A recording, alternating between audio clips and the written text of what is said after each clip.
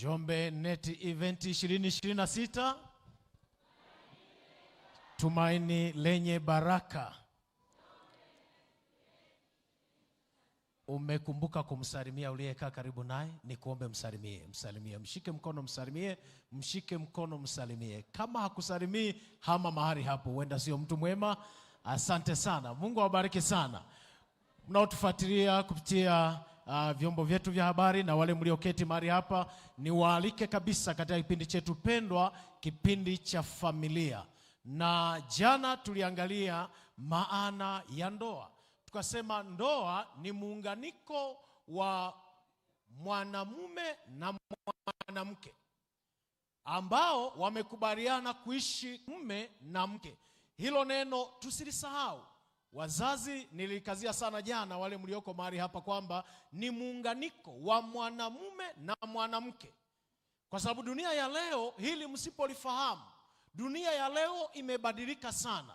Watu wanaleta watu wa jinsia yao kama wachumba. Binti analeta binti mwenzake, kijana wa kiume analeta kijana wa kiume mwenzake. Wakumbusheni mnapokuwa majumbani, wafundisheni watoto kwamba ndoa ni kati ya mwanamume na mwanamke. Lakini msiishie tu hapo, mwambie sio kila mwenye jinsia ya kiume ni mwanamume, wala sio kila mwenye jinsia ya kike ni mwanamke. Wapatieni sifa za mwanamume na sifa za mwanamke tulizoziangalia jana. Leo tunakwenda kuangalia mambo ya kukumbuka kabla haujaingia kwenye ndoa.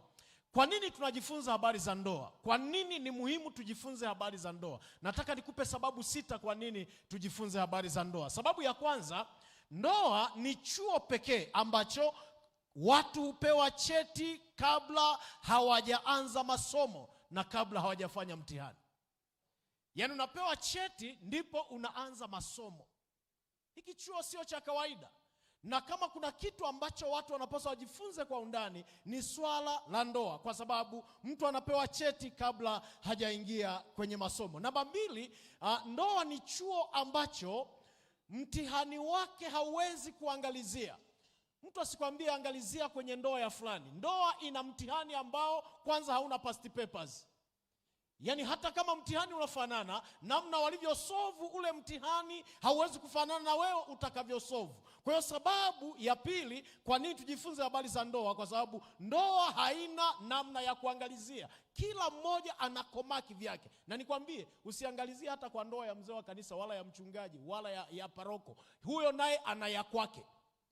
Pambana na hiyo ya kwako. Namba 3, kwa nini tujifunze habari za ndoa? Ndoa ni chuo ambacho hata kama hujui kusoma na kuandika, utakaa kufanya mtihani.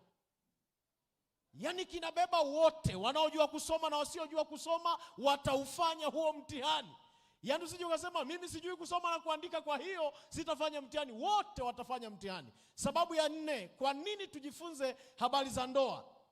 Ndoa ni chuo pekee ambacho mtihani wake huwatoa jasho watu wote, wenye elimu kubwa na wenye elimu ndogo, matajiri kwa maskini, wenye vyeo na wasiokuwa na vyeo, wenye pesa na wasiokuwa na pesa, wote wanatoka jasho.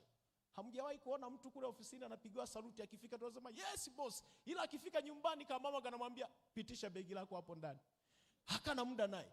Yaani ubosi wako ni kule, lakini ukishafika nyumbani, ndoa haijui cheo, ndoa haijui nyota 3, ndoa haijui bosi, ndoa haijui manager wala mkurugenzi. Wazee, ndoa haijui askofu wala ndoa haijui katibu mkuu. Haielewi. Ndoa inachokijua wote ni levu. Hiki chuo sio cha kawaida. Namba 5, kwa nini tunajifunza habari za ndoa? Ndoa ni kiwanda cha pekee. Sikiliza hii habari. Sikiliza hii. Ndoa ni kiwanda cha pekee ambacho huzalisha watu mbalimbali wanaohitajika katika jamii. Yaani ukimwona mwalimu shuleni anafundisha, amezalishwa kwenye kiwanda cha ndoa. Ukimwona injinia, ukimwona mchungaji. Kwa hiyo wale mlio na kiwanda hicho, zalisheni kwa umakini, kwa maombi mengi, kwa kumshirikisha Mungu, maana jamii inasubiria mtoe bidhaa ya maana yenye faida katika jamii. Kama uko pamoja nami sema amina ukipunga mkono.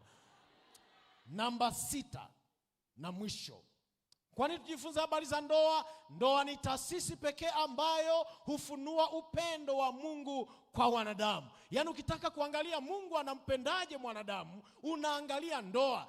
Sio hizi za kwetu zilizoharibika leo. Mpango wa Mungu kuhusu ndoa alitaka watu wajifunze upendo wake kupitia ndoa, namna mke na mume wanavyopendana, wanavyohudumiana kupitia ndoa. Hizo ni sababu 6 kwa nini tujifunze kuhusu ndoa. Sasa mambo ya kukumbuka kabla hujaingia kwenye ndoa. Sikiliza kitabu cha Zaburi ya 11 na ule mstari wa 3. Kama unaweza fungua nami, kama huwezi tembea pamoja nami ili mimi nitakusomea kwa niaba yako. Kitabu ni Zaburi ya 11 na ule mstari wa 3. Anasema hivi: kama misingi ikiharibika, mwenye haki atafanya nini? Kama misingi ikiharibika, mwenye haki atafanya nini? Kwenye ndoa ukikosea misingi, umeharibu kila kitu. Leo nataka nizungumze na vijana ambao hamjaingia kwenye ndoa. Hebu kama mpo mahali hapa mnipungie mkono, hata kule kwenye vituo ambao kumbe kuna kundi kubwa. Sasa sikiliza vizuri. Ndoa inatengenezwa kwa umakini katika msingi. Kama vile mjenzi wa nyumba anavyothamini sana katika msingi wa nyumba yake, ndivyo hivyo kwenye ndoa unapaswa uthamini msingi. Na msingi wenyewe ni nini? Ni kipindi cha uchumba. Mambo ambayo haupaswi kuyapuuzia, mambo unayopaswa kuyakumbuka kabla hujaingia kwenye ndoa. Jambo la kwanza, kumbuka kwamba kuingia kwenye ndoa unafanya jambo la milele. Hii sio testi, hii sio rehearsal, hii sio jambo la muda, ni la milele, linabeba maisha yako. Kwa hiyo unapoingia kwenye ndoa, kumbuka kwamba umebeba jambo la milele. Kwa hiyo fanya kila linalowezekana uhakikishe unaingia naye kwenye ndoa anafaa kuwa wa milele. Hakikisha hilo jambo nalifanya. Jambo la pili, unapoleta mwenzi kwenye maisha yako, si kwa faida yako tu. Naomba nisikie vizuri.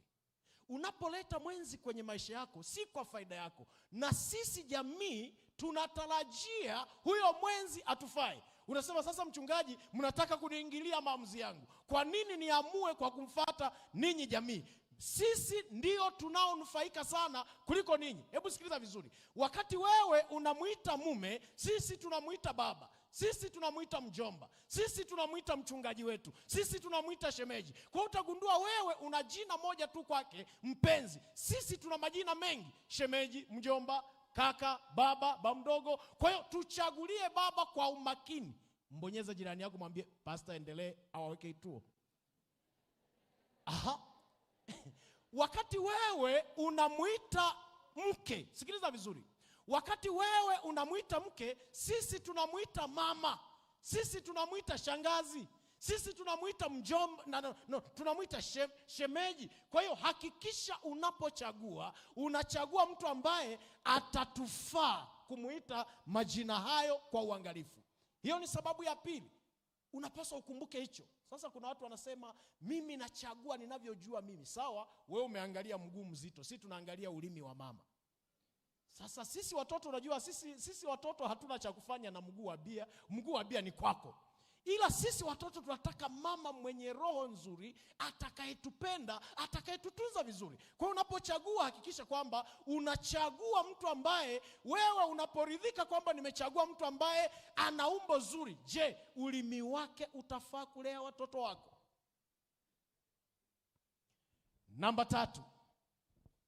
Jambo la kukumbuka la 3. Huyo mtoto unayemleta duniani, maana ukiingia kwenye ndoa kwa baraka za Bwana lazima tu utapata watoto kwa neema ya Bwana kama kikubali. Huyo mtoto unayemleta duniani si mali yako tu, ni mali ya jamii pia. Kwa nini? Huyo mtoto baadaye ndiye kwetu atakuwa ni mwanafunzi wetu, ni mwalimu wetu, ni mteja wetu kwenye biashara. Kwa hiyo unapolea mtoto usiseme msinifuate ninalea ninavyojua. Wamama hilo wanalijua vizuri, nasema wanafuatilia sana maisha ya watu. Yaani mimi mtoto ni wa kwangu, kwa nini? Sikiliza, ndio kwako ni mtoto, ila kwetu sisi ni mteja. Atatuibia chenji, atatuibia bagia zetu. Kwa hiyo mlee vizuri, maana huyo ni mteja wetu.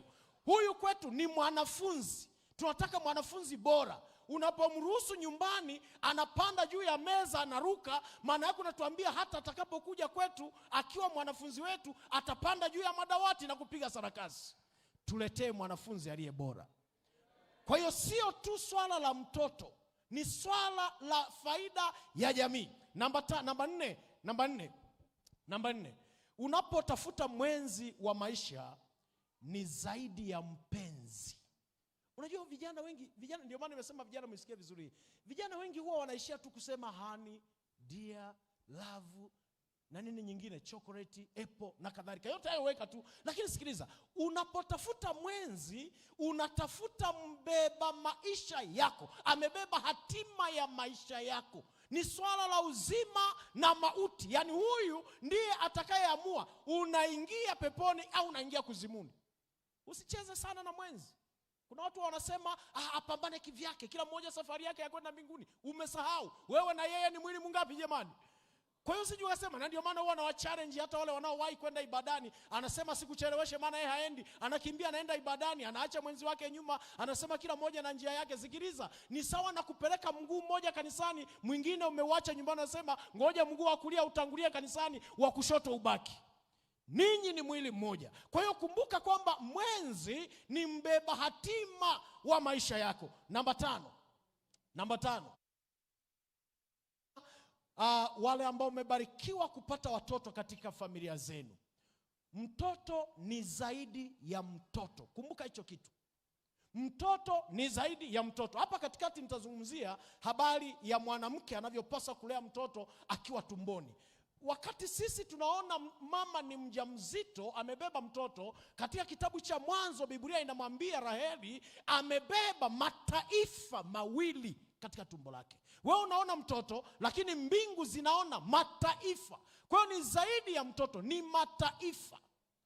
Unapozaa mtoto umepata mbeba maono wa familia. Jambo lililoshindikana kwenye maisha yako, mtoto atalifikisha. Labda ulikuwa na mipango ya kuvaa shera, ufunge ndoa, bahati mbaya ukakwapuliwa siku ulipoenda kusaga kule mashineni, usiumie. Mwanao anaweza kukufikisha kwenye mipango hiyo na akavaa shera kwa jina la Yesu. Labda ulitaka uwe na degree, uwe na PhD, bahati mbaya ukaishia darasa la 3D, usiumie. Mtoto wako ni mbeba maono, anaanzia pale ulipoishia. Jana alituambia vizuri sana mchungaji Butoke kwamba hata Ibrahimu ahadi zake zinatimia kwa watoto wake, kina Isaka, kina Yakobo, kina Yusufu, anabebwa mifupa yake. Kwa hiyo watoto ni wabeba maono wa familia. Sasa sikiliza. Kuna kitabu hiki kinaitwa The Meaning of Marriage, ni ukurasa wa 27. Kuna kitu kimeandikwa mahali hapa, naomba nikisome. Anasema tangu mwanzo ndoa ilionekana kama agano la kuweka pembeni, kama agano takatifu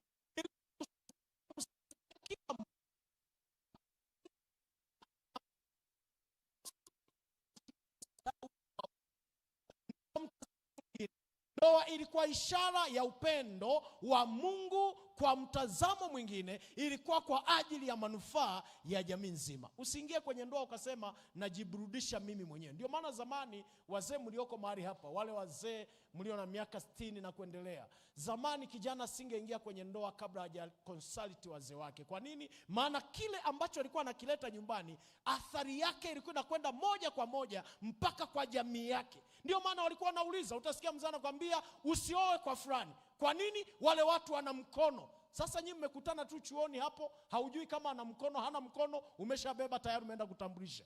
Wanachunguza. Hayo ni mambo ambayo walikuwa wanaangalia kwa ukaribu sana. Sasa sikiliza, yako mambo 5 muhimu ya kuangalia kabla haujajenga msingi wa ndoa.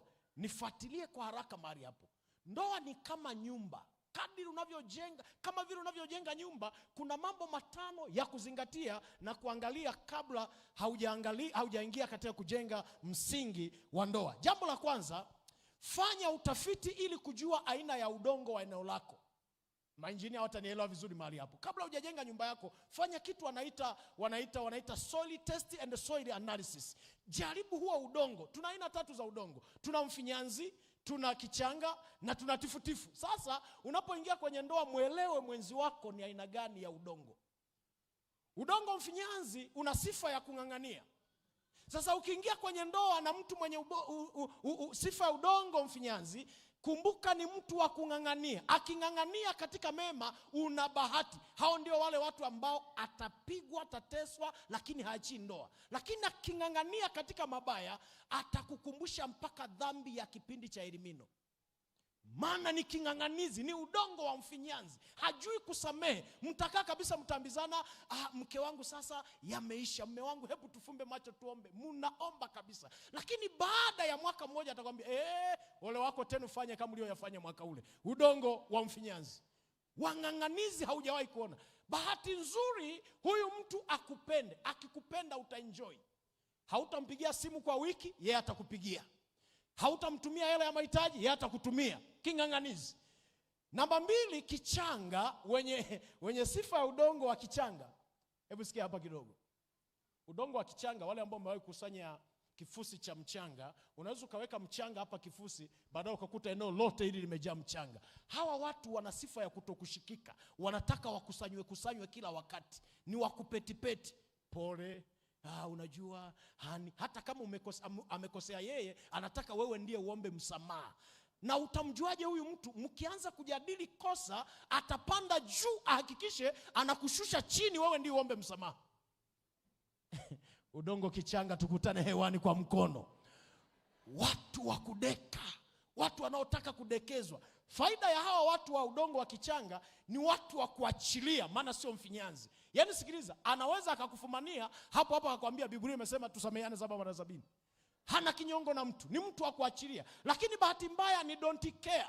Mwanamke au mwanamume mwenye sifa ya udongo kichanga hajali. Unaweza ukatoka nyumbani ukaenda kwenye sherehe na tongo na asikwambia, anakuambia atajijua mbele ya safari. Kichanga hawajali, hawana huo muda. Sasa chagua wewe mwenyewe, ni heri uoane na mfinyanzi au kichanga. Maana kichanga yeye anasambaratika.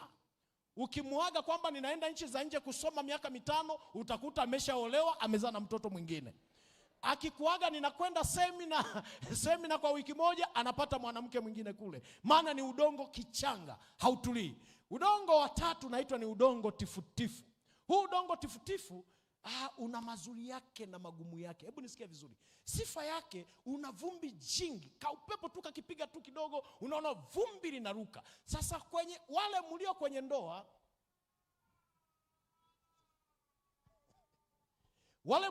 ndoa, na mna watu wa udongo tifutifu, tahadhari ni hii hapa. Kwenye udongo tifutifu huwa hatuvai nguo nyeupe, muda wote atakuchafua.